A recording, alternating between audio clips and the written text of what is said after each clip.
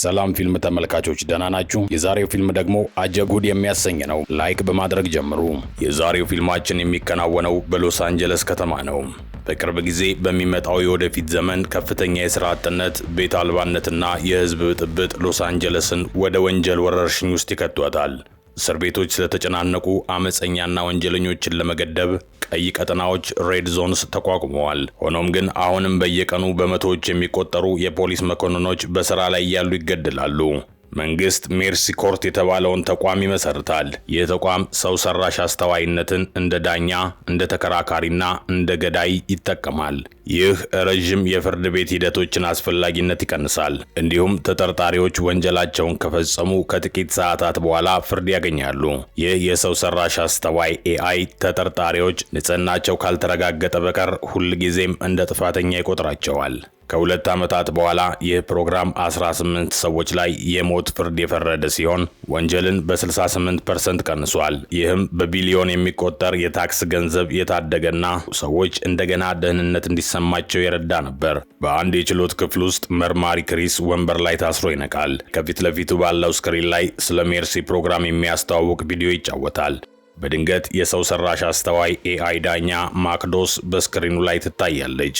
የክሪስ በደም ውስጥ ያለው የአልኮል መጠን አሁን ላይ ስለቀነሰ የፍርድ ሂደቱ ሊጀመር እንደሚችል ታበስራለች። በቀደሙት 6 ሰዓታት ያህል ራሱን ስቶ እንደነበረ ትነግረዋለች። እንዲሁም እውነቱን ለመናገር ቃለ መሐላ እንዲፈጽም ትጠይቀዋለች። ክሪስ ይህን ካደረገ በኋላ ማክዶስ ሚስቱን በመግደል ወንጀል እየተከሰሰ መሆኑን ትገልጽለታለች። የፖሊስ የሰውነት ካሜራ ቦዲካም ምስል የፖሊስ ቡድን ወደ ክሪስ ቤት ሲገባ ያሳያል። ሚስቱ ኒኮል ወለል ላይ በደም ተዘፍቃ፣ ልጃቸው ብሪት ደግሞ ከጎኗ ስታለቅስ ያገኟታል። ኒኮላ በቢላዋ ተወግታለች። ፖሊሶች ማን እንደወጋ ሲጠይቋት ክሪስ የሚለውን ስም ትጠራለች። ክሪስ ቪዲዮውን በድንጋጤ ይመለከታል። ስሙን ሲሰማም ይደነግጣል። ማክዶስ ኒኮል በተወጋችበት ወቅት ክሪስ ቤት ውስጥ ከእሷ ጋር ብቻውን እንደነበረ ትጠቅሳለች። እሷ እየዋሸች እንደሆነ ሲያስብ ክሪስ በኢንተርኔት ይፈለጋል። ስሙ በዜናዎች ላይ በሙሉ መሰራጨቱን ያረጋግጣል። ስለመታሰሩና እሱ ራሱ የሜርሲ ፕሮግራም ደጋፊ ስለመሆኑ ያወራል። ክሪስና አጋሩ ጃክ በሜርሲ የፍርድ ሂደት የመጀመሪያው ወንጀለኛ የሆነውን ዴቪድ የተባለ ገዳይ ይዘውት ነበር። ከዚያም ማክዶስ የእምነት ቃሉን እንዲሰጥ ጠይቀዋለች። ክሪስም ጥፋተኛ አይደለሁም ይላል። ሆኖም ግን እሷ ማስረጃዎችን መርምራ ጥፋተኛ የመሆን እድሉ 97.5% መሆኑን ትገልጻለች። ሞት እንዳይፈረድበት ይህን መጠን ወደ 92% ዝቅ ማድረግ አለበት። ለዚህም ራሱን ለመከላከል 90 ደቂቃ አለው። በሎስ አንጀለስ የማዘጋጃ ቤት ደመና ሚዩኒሲፓል ክላውድ ውስጥ ያለውን መረጃ ሁሉ መጠቀም ይችላል። ሕጉ ማንኛውም ሰውና ኩባንያ መሳሪያዎቻቸውን ከዚህ የመረጃ ተቋም ዳታቤዝ ጋር እንዲያገናኙ ያስገድዳል። ከተሸነፈ ግን ወንበሩ በድምጽ ሞገድ ሶኒክ ፕላስ ይገድለዋል። በስክሪኑ ላይ የጊዜ ቆጣሪ ሲመጣ ማክዶስ ማስረጃዎቹን መመርመር ትጀምራለች። ክሪስ 8:51 ላይ ስራ ቦታ የደረሰ ቢሆንም ከመኪና ውስጥ አልወጣም። ይልቁንም ወደ ቤቱ ሄደ። ኒኮል በሩ ልትከፍትለት ፈቃደኛ አልነበረችም። እንዲሁም በጠበቃ በኩል ሊያናግራት እንደሚችል ነገረችው። በሁኔታው የተበሳጨው ክሪስ በሩን በገዛ ቁልፉ ከመክፈቱ በፊት ካሜራውን በጡጫ መታው። በሩ ከመዘጋቱ በፊት ልታስወጣው ሞከረች። ማክዶስ ቪዲዮን በፍጥነት ታሳልፈዋለች። ክሪስ በቤቱ ውስጥ ለ26 ደቂቃዎች እንደቆየም ትገልጻለች።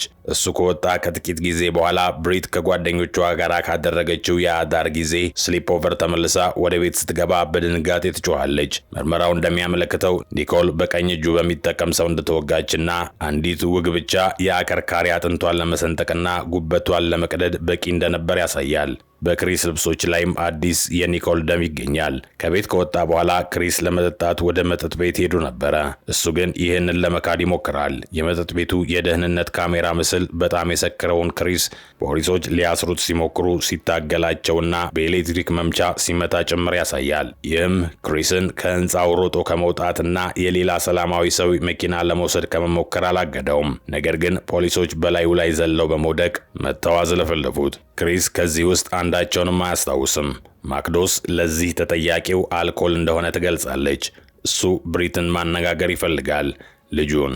ነገር ግን የፍርድ ሂደቱ ምስክሮችን በጥራት ቢፈቅድም ለአካለ መጠን ያልደረሱ ልጆችን ግን አይፈቅድም። ለጊዜው እሷ ከእናቷ ወላጆች ከአያቶቿ ጋር ትገኛለች።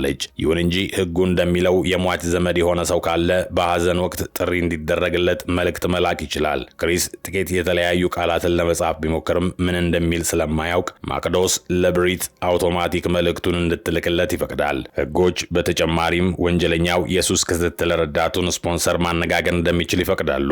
ከአልኮል ሱሰኞች ማህበርተኛ አንዱ የሆነው ሮብ በስክሪኑ ላይ በቪዲዮ ታይቶ የመጠጣት ፍላጎት ሲመጣበት ለምን እንዳልደወለለት ክሪስን ይገስጸዋል። ሮብ ከኒኮል ጋር አብሮ የሚሰራ ሲሆን እሷ ወደ ስራ ስላልመጣች ለፖሊስ የደወለው እሱ ነበር። ቪዲዮው ሲያበቃ ማክዶስ የጥንዶቹን የህይወት ታሪክ ትመረምራለች። ክሪስ እና ኒኮል ጓደኝነት የጀመሩት ከ20 ዓመታት በፊት ሲሆን ከ3 ዓመት በኋላ ተጋቡ። ከ1 ዓመት በኋላ ብሪት ተወለደች። ክሪስ አጋሩን ሬይን በስራ ላይ ያለ እስኪያጣ ድረስ በህይወታቸው ደስተኛ ነበር። የጓደኛው ሞት ግን ተመልሶ ወደ አልኮል ሱሰኝነት ውስጥ ከተተው። ይህ ሁኔታ ቀስ በቀስ ቤተሰቡን እየበታተነው መጣ።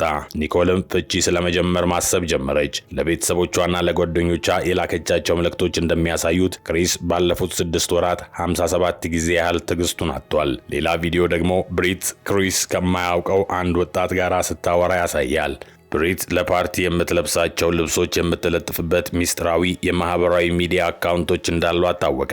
ለጓደኛዋ እናቷ ሁልጊዜ እንደምታለቅስና አባቷ ደግሞ ብዙ ጊዜ ጠበኛ እንደሚሆን ትናገራለች። በዚህ ቅጽበት ብሪት ለክሪስ ትደውልለታለች። በከፍተኛ ስሜት ትረበሻለች። እሱ ግን ኒኮልን እንዳልገደለና በስህተት እንደታሰረ ያረጋግጥላታል። እንዳለመታደል ሆኖ የብሪት ሳያት የእናቷ አባት ስልኩን እንድትዘጋ ያስገድዷታል። ማክዶስ ለክሪስ የቀረው ጊዜ 1 ሰዓት ከ8 ደቂቃ ብቻ መሆኑን ታስታውሰዋለች። ክሪስ አሁንም በኒኮል የወንጀል ስፍራ ላይ እየሰራች ያለችውን አጋሩ ጃክ ጋር ይደውላል። ጃክ ቤቱን እንድታስጎበኘው ከመንገሩ በፊት ክሪስ በስክሪኑ ላይ ያሉትን የክስ ፋይሎች በሙሉ ይመረምራል። በጃክ ጉብኝት ላይ የወንጀሉ ስፍራ ዳግም ግንባታ ሪኮንስትራክሽን በስክሪኑ ላይ ይታያል። በሳሎኑ ውስጥ ወለሉ ላይ የተሰበረ የአበባ ማስቀመጫ አለ።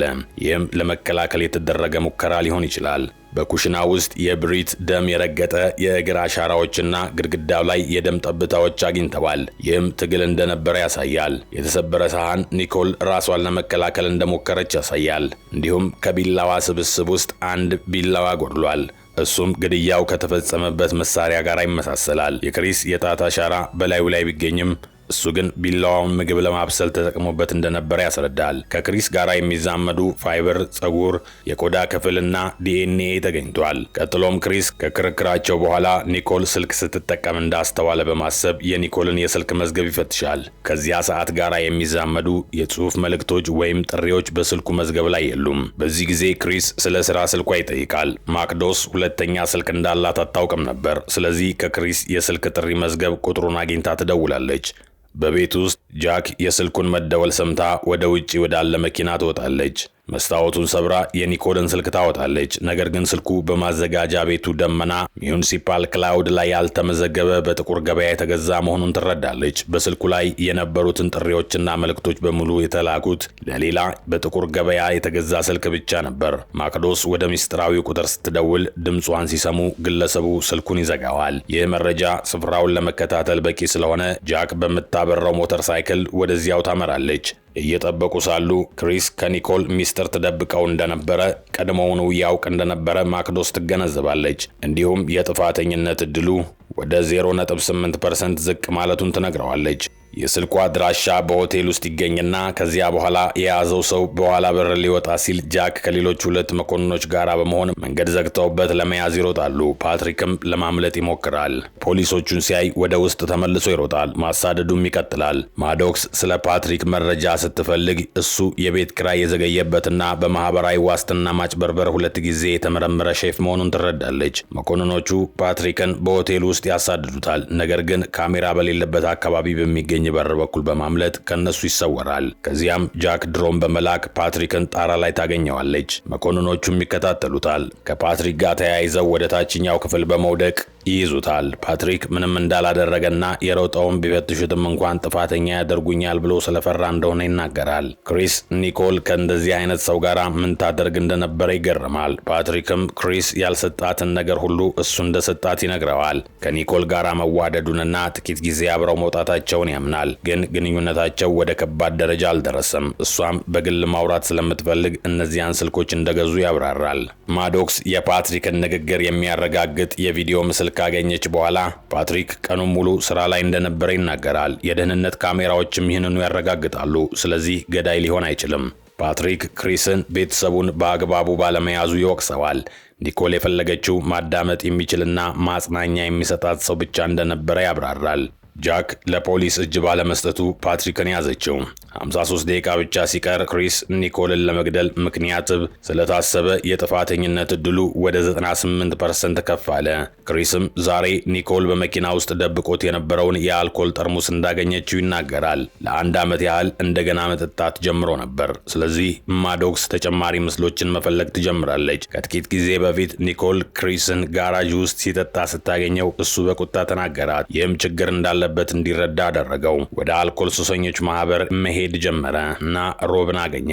ሮብም ለአንድ ወቅት መጠጥ እንዲተው ረድቶት ነበር። ሆኖም ግን አጋሩን ሬይን ማጣቱን ክሪስን በጣም ጎድቶት ነበር። ሌላ ቪዲዮ ሬይና ክሪስ በፖሊስ መኪና ውስጥ ሆነው በሌላ ተሽከርካሪ ውስጥ ያለን ወንጀለኛ ለመያዝ ሲዘጋጁ ያሳያል። በዚያ ቅጽበት ክሪስ ከኒኮል ጥሪ ደርሰዋል። ሬይም እሱ ጥሪውን እንዲያነሳና እሱ ብቻውን ወጥቶ ወንጀለኛውን እንደሚይዝ ነገረው።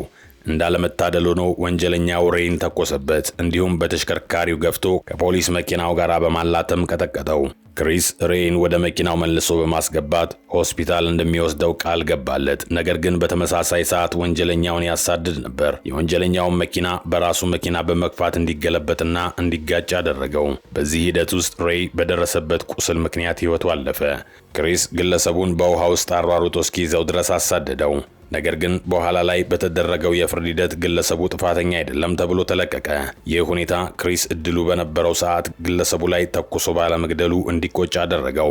ማዶክስ በዚህ ታሪክ ላይ ፍላጎት የላትም። ይልቁንም ክሪስ የዋለበትን ቀን እንዲያስታውስ ትጠይቀዋለች። እሱም ስራ ቦታ ሲደርስ የአልኮል ጠርሙስ በመኪና ውስጥ እንደሌለ ማወቁንና ኒኮል እንዳገኘችው ስለተረዳ ወደ ቤት መመለሱን ያብራራል። በመጨረሻም ተጨቃጨቁና ክሪስ ኒኮል ስለምትወደው ብቻ የአበባ ማስቀመጫውን ሰበረው።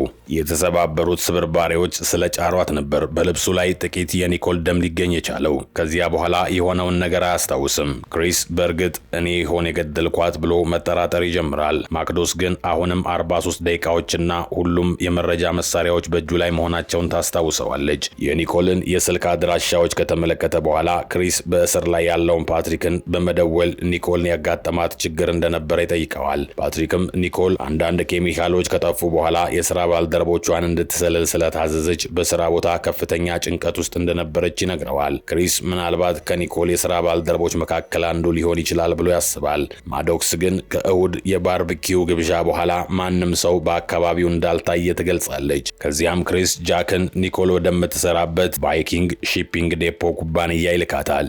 እየጠበቀ ሳለ የባርቢኪው ግብዣውን ቪዲዮ በመመልከት የኒኮልን የሥራ ባልደረቦች ለመለየት ይሞክራል። ማዶክስ ግን ሁሉም ለዚያ ቀን አሊባይ በስፍራው አለመኖራቸውን የሚያረጋግጥ ማስረጃ እንዳላቸው ትናገራለች።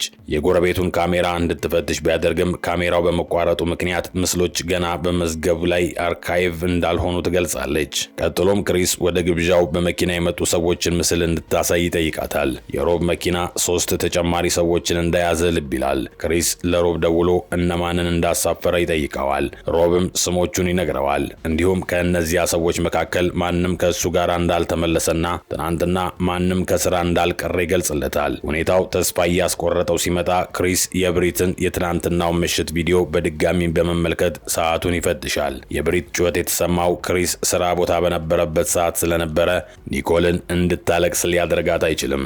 አሁን ብሪት ምስክር ልትሆን ስለምትችል ብሪት የታሰረበትን ቪዲዮ ስላየችውና ከጀርባቸው ሲጠጣ እንደነበረ ስላወቀች ክሪስ ላይ ተቆጥታለች። በኢንተርኔት ላይ ሁሉም ሰው ክሪስ ጥፋተኛ እንደሆነ እያወራ ነው። እሷም እውነቱን ለማወቅ ትጓጓለች። አያቷ ስልኩን እንድትዘጋ ቢፈልጉም ማዶክስ ግን የፍርድ ሂደቱ አካል በመሆኑ እንዳይዘጉ ትከለክላለች። ክሪስ ትናንትና ምሽት ምን እንደሰማች ይጠይቃታል። እሷም ኒኮል ስታለቅስና ቤቱ ውስጥ አንዳንድ የሚረብሹ ድምጾችን እንደሰማች ትገልጽለታለች። በማህበራዊ ሚዲያዋ ላይ የለጠፈችው ቪዲዮ ድምጾቹን ፍለጋ ቤቱን ስትፈትሽ ያሳያል። ክሪስ የመሬት በታች ክፍሉ ቤዝመንት በር ክፍት መሆኑን ልብ ይላል። ያንን በር በፍጹም አይከፍቱትም ነበር። ብሪትም ትላንትና እዚያ እንዳልነበረች ትናገራለች። ክሪስ ማዶክስ ምስሉን እንድታጠራው ይጠይቃታል። በዚያም በበሩ እጀታ ላይ የአንድ ሰው እጅ መኖሩን ያውቃል። ከባርቢኪው ግብዣው እንግዶች አንዱ ግብዣው ካለቀ በኋላ በፍጹም አልወጣም ነበር። ይልቁንም ለ2 ቀናት ያህል በመሬት በታች ክፍሉ ቤዝመንት ውስጥ ተደብቆ ቆይቷል። ይህን ምስጢራዊ ሰው ለመለየት የኒኮልን ኩባንያ ሰርቨሮች ይመረምራሉ። ክሪስ የኢሜል ልውውጦቹን በመመልከት ባለፉት 6 ወራት ውስጥ 300 ኪሎ ግራም የሚመዝኑ ኬሚካሎች መጥፋታቸውን ለመሸፈን አንድ ሰው የክምችት መዝገቦቹን ስቶክስ ሪከርድስ ሲያጭበረብር እንደነበረ ይረዳል። የጠፋው ኬሚካል ዩሪያ ግራኑስ ሲሆን ለማዳበሪያ፣ ለቆዳ እንክብካቤ ምርቶችና በቀይ ቀጠናዎች ውስጥ ሬድ ዞን በጣም አስፈላጊ የሆኑ ህገወጥ እጾችን ለመስራት የሚያገለግል ነው። አንድ ሚስጥራዊ ኢሜል ኒኮል ወደ ወደቡ መጥታ እንድትገኝ ይጠይቃል። ስለዚህ ክሪስ የዚያን ስብሰባ የደህንነት ካሜራ ምስል ይፈልጋል። ኒኮል ከሆልት ጋር ስትከራከር ትታያለች። እሱም ወደ ፖሊስ እንዳትሄድና ጥቂት ተጨማሪ ቀናት እንድትሰጠው ይጠይቃት ነበር። እሷ ግን ስራዋ አደጋ ላይ ስለነበረ ፈቃደኛ አልሆነችም። ሆልትም በብስጭት የያዛቸውን ዕቃዎች ወረወረ። የሆልትን ኢሜሎች ሲመለከት ክሪስ እሱ በቁማር ሱስ የተለከፈ መሆኑን ይረዳል። የገንዘብ ሁኔታዎች ሲፈትሽ ደግሞ በዕዳ ተዘፍቆ እንደነበረና ሮብ ከዕዳው እያወጣው እንደነበረ ይገልጣል። ይህ የክሪስን የጥፋተኝነት ዕድል ወደ 94.7% ዝቅ ያደርገዋል። ከዚያም ክሪስ ለሮብ ይደውልለታል። ነገር ግን ስልኩን ያነሳው ሆልት ነው። ለክሪስ መልካም ዕድል ከተመኘለት በኋላ ሮብን ፍለጋ ይሄዳል። ክሪስ ኬሚካሎቹን በመስረቅ ከሰዋል። በዚህ ጊዜ ሆልት እውነቱን ያወጣል። እየሰረቀ የነበረው ሮብ ነበር። ሆልት የሮብ ብዙ ውለታዎች ስላሉበት ከኒኮል ጋር ያለውን ነገር ሊረዳው ሞክሮ ነበረ። አሁን ሊያገኘው አልቻለም። እንዲሁም አንድ የሥራ ባልደረባው ሮብ በጭነት መኪና እንደሄደ ይነግረዋል። ሆልት በተጨማሪ ሮብ ትናንትና ወደ ሥራ እንዳልመጣና መጨረሻ ያየው በባርቢኪዩ ግብዣ ቀን እንደነበረ ይገልጻል። በዚያ ቀን ሮብ ለጥቂት ጊዜ ቆየት ማለት ስለፈለገ ሆልት ሌሎችን በመኪናዎች እንዲያደርስላቸው ጠይቆት ነበር። ማዶክስ የጠፋውን የጭነት መኪና ትከታተላለች። ክሪስም ሮብ የጦር መሳሪያ ፈቃድ እንዳለው በማስታወስ ጃክ እንድትከታተለው ይልካታል። በዚሁ ጊዜ የጎረቤቱ ቪዲዮ አፕሎድ ተደርጎ ያልቃል። ሮብ ከጎረቤቱ መኪና የኋላ ሳጥን ትራክ ውስጥ ሲወጣ ይታያል። ይህም የክሪስን የጥፋተኝነት ዕድል ወደ 93.4% ብቻ ዝቅ ያደርገዋል። ይህም ክሪስን ያስቆጣዋል። ከማዶክስ ጋር መከራከር ይጀምራል። እሱ የሚያነሳቸው ፍልስፍናዊ ጥያቄዎች ማዶክስ ጥቂት ጊዜ እንድትሳሳት ወይም ግሊች እንድታደርግ ያደርጓታል። 19 ደቂቃ ብቻ ሲቀረው ክሪስ በጫካ ውስጥ ያሉ አንዳንድ ጓደኞቹን ያነጋግራል እና ስለ ሮብ መሳሪያዎች ይነግራቸዋል። ጃክ እና ሌሎች ቡድኖች የሮብን ቤት ከበው ቢገቡም የትም ሊያገኙት አልቻሉም። ክሪስ ውጪ የቆመ የጭነት መኪና አለመኖሩን ልብ ይላል። በዚህም ሮብ የመከታተያ መሳሪያውን ትራከር ከጭነት መኪና ወጥቶ ቤት ውስጥ ትቶት እንደሄደ ይረዳል። ማዶክስ በከተማ ውስጥ የጭነት መኪናውን ትፈልጋለች፣ ነገር ግን ታርጋውን ልታገኝ አልቻለችም። ይህም ማለት ሮብ ታርጋውን አንስቶታል ማለት ነው። ክሪስ ጃክ የቫይኪንግ ኩባንያን የጭነት መኪናን የሚመለከት አስቸኳይ ማስጠንቀቂያ አላርት እንድታስተላልፍ ይጠይቃታል። በሮብ ቤት ውስጥ ፖሊሶች በተቀደደ ጠርዝ ላይ እጅ ያለበት የተሰበረ ፎቶግራፍ ያገኛሉ። ሮብ ያደገው በህፃናት ማሳደጊያ ውስጥ ሲሆን የመረጃ ጠለፋ ዳታ ሃክ ደርሶ ስለነበረ የእሱ መረጃዎች ጠፍተዋል። ስለዚህ ማዶክስ ፎቶግራፉን በኢንተርኔት ላይ ለማግኘት የተወሰነ ጊዜ ፈጅባታል። በጋራጅ ውስጥ ደግሞ ፖሊሶቹ ኬሚካሎችና የተቃጠሉ ማስረጃዎችን ያገኛሉ። የተገኙት መሳሪያዎች እንደሚያሳዩት ሮብ ኬሚካሎቹን እየሸጠ አልነበረም። ይልቁንም ህገወጥ እጾችን ለማዘጋጀት እየቀላቀላቸው ነበር። የጭነት መኪና ታርጋዎችም እዚያው የተገኙ ሲሆን ኬሚካሎችን በመጠቀም እንዴት ፈንጂ መስራት እንደሚያስችል የሚያስተምር መጽሐፍም አብሮ ተገኝቷል። ሮብ ቦምብ ሰርቶ ከሆነ ኢላማው ማን ሊሆን እንደሚችል ለማወቅ ፍንጭ ያስፈልጋቸዋል። ድንገት ካሜራዎቹ የጭነት መኪናውን በመንገድ ላይ ያገኙታል። በከፍተኛ ፍጥነት ወደ ከተማው እምብርት እየተጓዘ ነው። በዚሁ ጊዜ ማዶክስ የድሮውን ፎቶግራፍ ቀሪ ክፍል ታገኛለች። በፎቶግራፍ ላይ ያለው ሌላኛው ልጅ ዴቪድ እንደሆነ ትገልጻለች። ዴቪድ በሜርሲ ፕሮግራም የተገደለ የመጀመሪያው ወንጀለኛ ነው። ዴቪድና ሮብ ወንድማማቾች ነበሩ። ነገር ግን ሮብ ብቻውን በጉዲፈቻ ተወስዶ በአዲሶቹ ወላጆቹ የአያቶች ስም ተቀይሮ ነበር። ሮብ ከዴቪድ ሞት በኋላ ከክሪስ ጋር ጓደኝነት የመሰረተው ለበቀል እንደሆነ ክሪስ ይረዳል። ሮብ በቀል እንደሚፈልግና ቦምቡን ይዞ ወደ ፍርድ ቤት እየመጣ መሆኑን ክሪስ ተገነዘበ። በመቀጠል አንድ ድሮን ወደ መኪናው ተጠግቶ ሮብ መኪናውን እየነዳ መሆኑን ያረጋግጣል።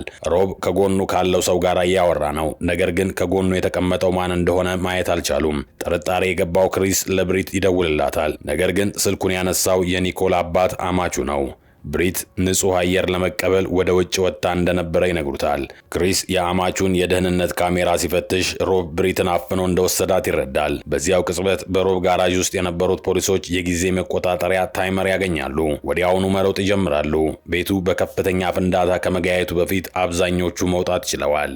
ብዙ መኮንኖች በእሳቱ ሲቃጠሉ ክሪስ ጃክን ለማግኘት ቢሞክርም አልተሳካለትም። በጋራዥ ውስጥ የነበረው ቦምብ የተወሰነ ኬሚካል ብቻ የያዘ ስለነበረ ማዶክስ የጭነት መኪናው ውስጥ ያለው ቦምብ የቀረውን ኬሚካል በሙሉ እንደያዘ ትደመድማለች። ይህ ማለት መላውን ከተማ ሊያጠፋ ይችላል ማለት ነው። ከዚያም ጃክ ደህና መሆኗን ለማረጋገጥ ለክሪስ ትደውልለታለች። እንዲሁም የጭነት መኪናውን ለመከታተል ተስማማለች። አሁን የክሪስ የጥፋተኝነት እድል በመጨረሻ ላይ ወደ 0 ዝቅ ብሏል።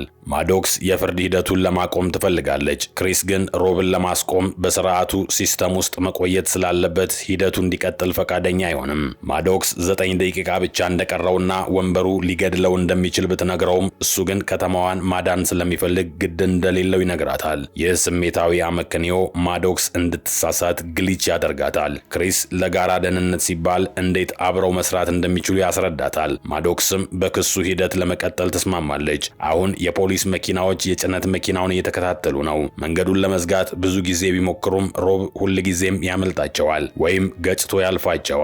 ዜናዎች ማሳደዱን በቀጥታ መዘገብ ሲጀምሩ ሮብ ፍጥነቱን ይጨምራል። እንዲሁም የሰላማዊ ሰዎችን መኪና ይገጫል።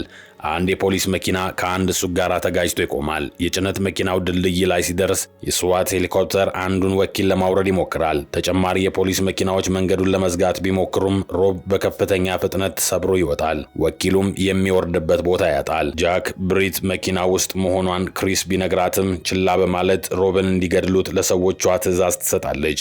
ማዶክስም ይህ የተሻለው ዕቅድ መሆኑን ትስማማለች። ፈንጂ የያዘ በሩቅ መቆጣጠሪያ የሚመራ ትንሽ መኪና ተልኮ ከጭነት መኪናው ስር ያልፋል። ሆኖም ግን ግንኙነቱ በመቋረጡ ምክንያት ሳይፈነዳ ይቀራል። ማዶክስ ትንሿን ፈንጂ የያዘች መኪና ሃክ አድርጋት ይሆናል ብሎ ክሪስ ቢጠረጥርም እሷ ግን ምላሽ አልሰጠችውም። 4 ደቂቃ ብቻ ሲቀረው ማዶክስ አካባቢው እንዲለቀቅ የኢቫኪዩዌሽን ማስጠንቀቂያ ታስተላልፋለች። ክሪስ ጃክን በጭነት መኪናው ፊት ለፊት እንድትበር ጠየቃት። ብሪት ለእርዳታ ስትማጸን አያት። በተመሳሳይ ሰዓትም ሮብ ምክንያታዊ እንዲሆን ለማድረግ ሞከረ። ሮብ በከፍተኛ ቁጣ ዴቪድ ንጹህ እንደነበረ ገለጸ። ነገር ግን ተጨማሪ ነገር ሊናገር ሲል ጃክ ተኩስ ከፈተች። በዚህ ምክንያት የሞተር ሳይክሏን መቆጣጠር አቅቷት ወደቀች። የጭነት መኪናውን በቀጥታ የፍርድ ቤቱን ሕንፃ ገጭቶ ገባ። በዚሁ ቅጽበት ወንበሩ ክሪስን ለመግደል ዝግጅቱን ጀመረ። መብራት በመጥፋቱና ሲስተሙ በትርፍ ባትሪ እየሰራ ስለነበረ ማዶክስ መልስ አትሰጥም ነበር። በህንፃው መግቢያ ሎቢ ላይ ሮብ ብሪትን እንደ ጋሻ በመጠቀም ሊያቆሙት በሚሞክሩት ጠባቂዎች በሙሉ ላይ ይተኩስባቸው ነበር። 10 ሰከንዶች ብቻ ሲቀሩት ወንበሩ ዝቅ ማለት ጀመረ። ክሪስም ለእርዳታ ጮኸ። እንደ ዕድል ሆኖ ማዶክስ ተመልሳ መስመር ላይ ገባችና የፍርድ ሂደቱን በጊዜ አቆመችው። ከዚያም ክሪስ በሊፍት ወደ መግቢያው ወረደና ከሞተ ጠባቂ ላይ ጥይት መከላከያ ልብስ ወሰደ። ለማዶክስ ስለ ዴቪድ መረጃ እንድታወጣ ነገራት። እንዲሁም ሮብን ለማረጋጋት ሞከረ። ሮብ ግን የቦምብ መቆጣጠሪያውን አወጣ። ቁልፉን ከመጫኑ በፊት ማዶክስ በስክሪን ላይ ታየችና የወንድሙን ስም ከወንጀል ለማጽዳት እድል ሰጠችው። ሮብ ግድያው በተፈጸመ ሰዓት ከዴቪድ ጋር በስልክ እያወራ እንደነበረ ቢምልም ማዶክስ ግን ዴቪድ ከሟቹ አስክሬን አጠገብ ሲገኝ ምንም አይነት ስልክ እንዳልነበረ ነገረችው። ሮብ ከማዶክስ ጋር እየተከራከረ ሳለ ብሪት ለማምለጥ እጁን ነከሰችው። ክሪስ ወዲያውኑ ሮብ ላይ ዘለለና ለመቆጣጠሪያው መታገል ጀመሩ። ሮብ ሽጉጡን እየተኮሰ ሳለ ክሪስ ከመቆጣጠሪያው ላይ አንዳንድ ኬብሎችን በመንቀል እንዲቆም አደረገው። ከዚያም ሽጉጡን ከሮብ እጅ ላይ በመምታት አስጣለው። መሳሪያውን አንስቶ በሮብ ላይ አነጣጠረ። የኒኮልን በቀል ለመወጣት ጓጉቶ ነበረ። ብሪት ግን እያለቀሰች እንዳያደርገው ለመነችው። ክሪስ በሚያመነታበት ወቅት ሮብ ሙሉ ሰዓቱን ከዴቪድ ጋር በስልክ እንደነበረና ወደ ፖሊስ ጣቢያው ደውሎ እንደነበረ አጥብቆ ተናገረ። ድንገት ጃክ ሮብ ላይ ተኮሰችበት። ክሪስም ሮብን ለመጨረስ ዳግም እንዳትተኩስ ሊያስቆማት ተገደደ። ሮብ በጣቢያው ውስጥ አንዲት ሴት አነጋግሮ እንደነበረና እሷም የዴቪድን የስልክ ጥሪ ታሪክ እንደምትፈትሽ ቃል ገብታለት እንደነበረ ተናገረ። ስለዚህ ዴቪድን ያሰረው ማንኛውም ሰው እውነቱን ያውቅ ነበር። ማዶክስ የጣቢያውን የጥሪ መዝገብ ስትፈትሽ አንድ ሰው የሮብን ታሪክ መርምሮ ከዴቪድ ጋር ያደረገውን ጥሪ እንዳገኘ አረጋገጠች። ክሪስ ዴቪድን ያሰረችው ጃክ መሆኗን አስታወሰና እውነቱን እንድትናገር ጠየቃት። ጃክ ለመናገር ፈቃደኛ አልሆነችም። ነገር ግን ማዶክስ አሁን የእሷን ታሪክ እየመረመረች ነው። ስልኩ በማስረጃ ሳጥን ውስጥ ነበረ። ነገር ግን ጃክ ስልኩን ወስዳ ወንዝ ላይ ጣለችው። ከዚያም ጃክ መርሲ እንደሚሰራ ለህዝቡ ለማሳየትና ከተማዋ ደህንነቷን ለመጠበቅ ስትል ይህን ማድረጓን አመነች። ክሪስ ግን እኛ የምንፈልገው ፍትህ ነው በማለት ሌሎች መኮንኖች እንዲያስሯት ነገራቸው። ከዚያ በኋላ ክሪስ ከብሪት ጋር ለመገናኘት ሮጠ። ማዶክስ ንጹህ ሰው መግደሏን ስትረዳ ምንድነው ያደረኩት በማለት ራሷን ጠየቀች። ክሪስም ሰው ሰራሽ አስተዋይ ኤአይ ልክ እንደ ሰዎች ስህተት ሊሰራ ይችላል፣ እንዲሁም ከስህተቱ መማር አለበት አላት። የዛሬው ፊልማችን በዚሁ ያበቃል። ሰብስክራይብ፣ ላይክ፣ ኮሜንት፣ ሼር ማድረግ አትርሱ። ቻው።